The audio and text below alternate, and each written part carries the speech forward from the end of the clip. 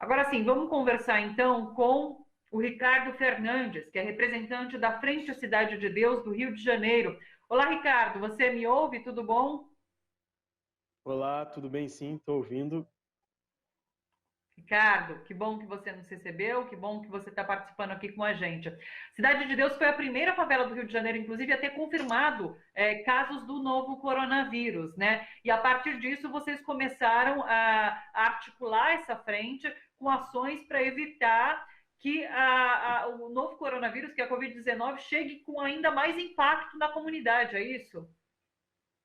Exatamente. Na verdade, o, o Frente CDD, ele começa o trabalho antes mesmo de ter o primeiro caso confirmado, né?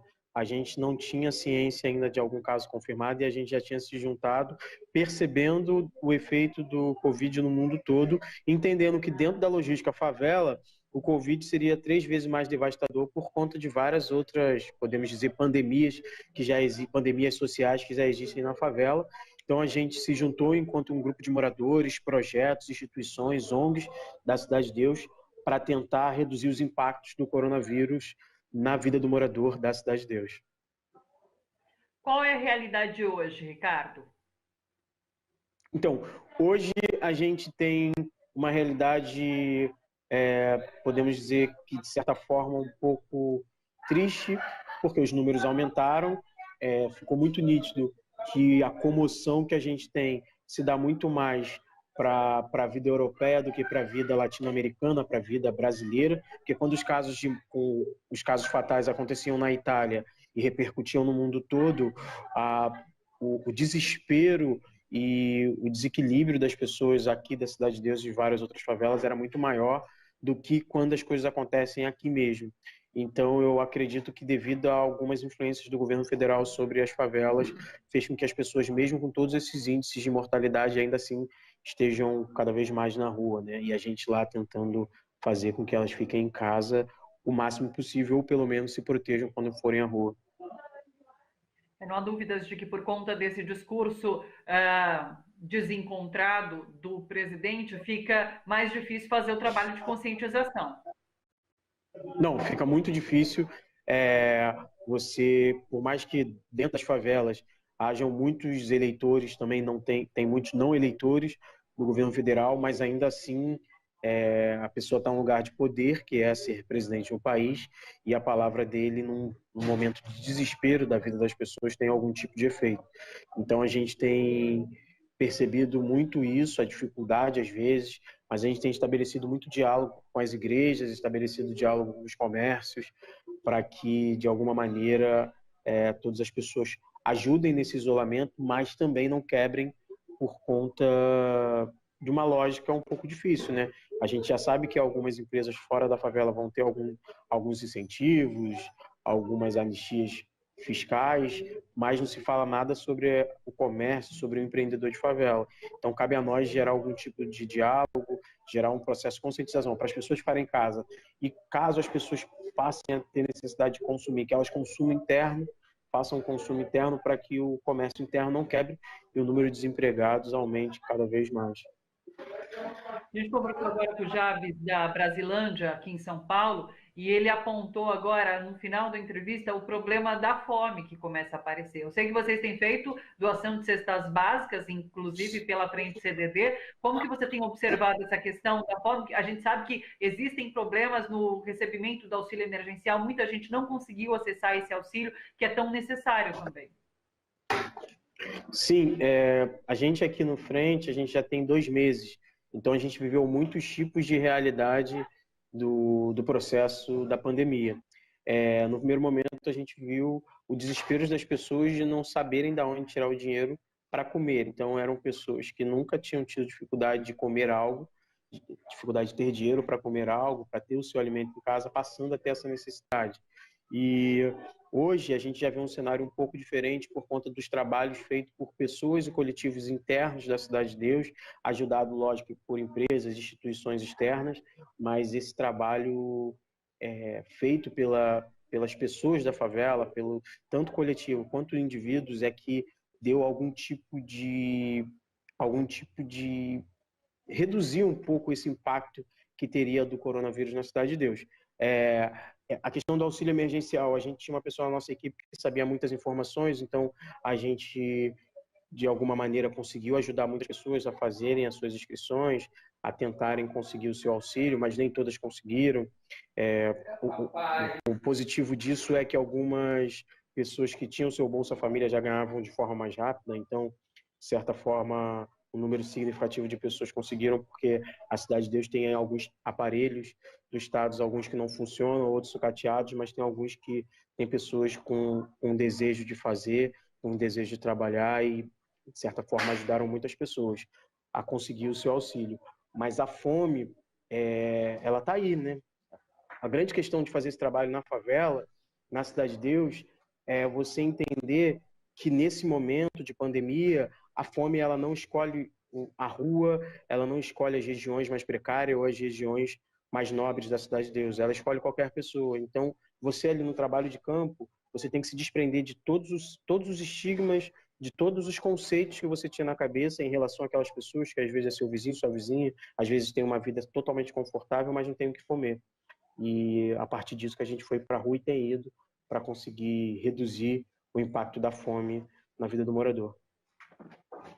Ricardo, na semana passada eu conversei com o pessoal de Paraisópolis, aqui em São Paulo também, e eles fizeram inclusive uma manifestação. Eles caminharam até o Palácio dos Bandeirantes, que é a sede do governo do estado, para reivindicar medidas mais direcionadas para favelas, para as comunidades. Não foram atendidos. Inclusive, João Dória diz que não há problema de abastecimento de água, por exemplo, na região, coisa que eles colocaram, um problema que os próprios moradores tinham colocado. Eu queria saber como que se existe algum diálogo em relação à frente, ao CDD e o poder público aí no Rio de Janeiro.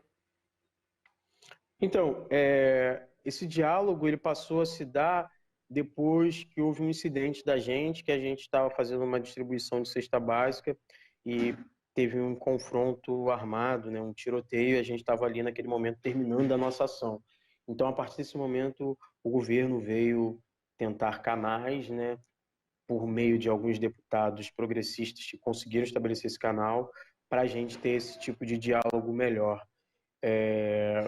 Enfim, eu acho que a gente aqui no Frente, a gente nunca buscou ter esse diálogo, porque como a gente vive uma pandemia e é algo novo, a gente não tinha tempo para esperar o tempo governamental, que é um tempo que não é um tempo humano, não é um tempo decente, não é um tempo a favor da vida, é um tempo deles, é uma lógica deles. Então a gente entendeu que a gente, enquanto morador, tinha que usar a nossa lógica, a nossa potência para tentar reduzir os impactos. Mas é uma coisa que a gente sempre falou aqui e sempre vai falar. Em todos os encontros eu sempre fizei isso e é uma coisa que está entendida em todos os colaboradores que fazem parte do Frente. Nós não somos o Estado. A gente faz um trabalho que deveria ser feito pelo Estado e se fosse feito pelo Estado, aí sim a gente conseguiria atingir todas as pessoas da Cidade de Deus. A gente faz um trabalho que é um trabalho para tentar reduzir, mas nas limitações de moradores, que apesar de terem muitos contatos, muitas redes, ainda assim nunca vai conseguir agir sobre um território como o Estado, que detém todos os nossos impostos e tem a obrigação de manter minimamente a gente bem. E não é isso que tem acontecido.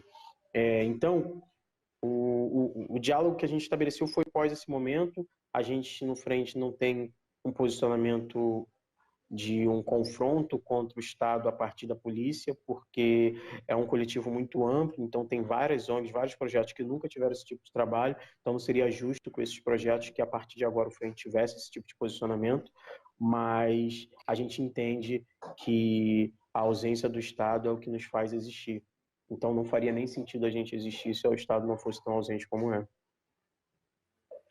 Você citou esse episódio da semana passada, foi um episódio que repercutiu bastante, muito por conta de um vídeo que circulou nas redes sociais desse jovem que foi morto durante uma ação policial e enquanto vocês faziam essa ação de solidariedade em Cidade de Deus.